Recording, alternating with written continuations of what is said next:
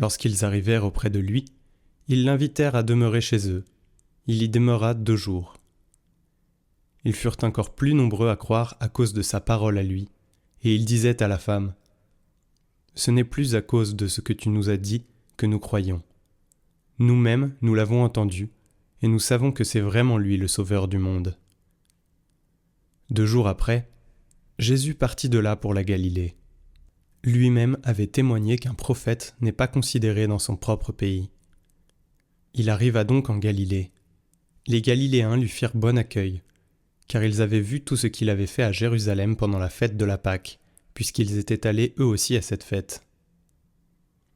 Ainsi donc Jésus revint à Cana de Galilée, où il avait changé l'eau en vin. Or, il y avait un fonctionnaire royal dont le fils était malade à Capharnaüm. Ayant appris que Jésus arrivait de Judée en Galilée, il alla le trouver. Il lui demandait de descendre à Capharnaüm pour guérir son fils qui était mourant. Jésus lui dit : « Si vous ne voyez pas de signes et de prodiges, vous ne croirez donc pas. » Le fonctionnaire royal lui dit : « Seigneur, descends avant que mon enfant ne meure. » Jésus lui répond : « Va, ton fils est vivant. » L'homme crut à la parole que Jésus lui avait dite, et il partit.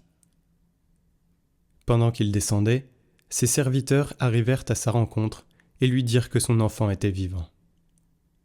Il voulut savoir à quelle heure il s'était trouvé mieux.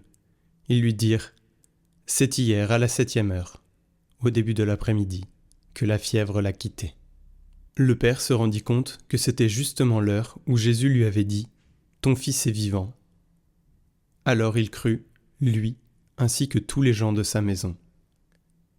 Tel fut le second signe que Jésus accomplit lorsqu'il revint de Judée en Galilée. Après cela, il y eut une fête juive, et Jésus monta à Jérusalem. Or, à Jérusalem, près de la porte des brebis, il existe une piscine qu'on appelle en hébreu Betzata. Elle a 5 colonnades, sous lesquelles était couchée une foule de malades, aveugles, boiteux et impotents. Il y avait là un homme qui était malade depuis 38 ans.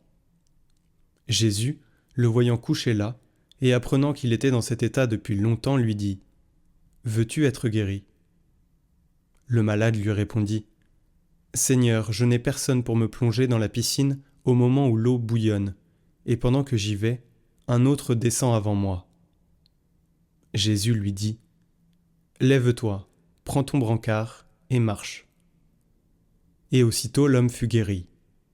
Il prit son brancard, il marchait. Or ce jour-là était un jour de sabbat.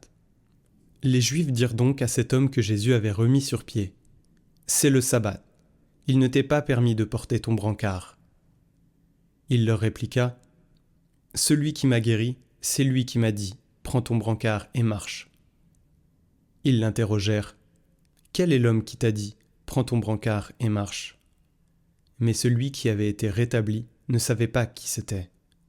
En effet, Jésus s'était éloigné, car il y avait foule à cet endroit. Plus tard, Jésus le retrouve dans le temple et lui dit : « Te voilà guéri, ne pêche plus, il pourrait t'arriver quelque chose de pire. »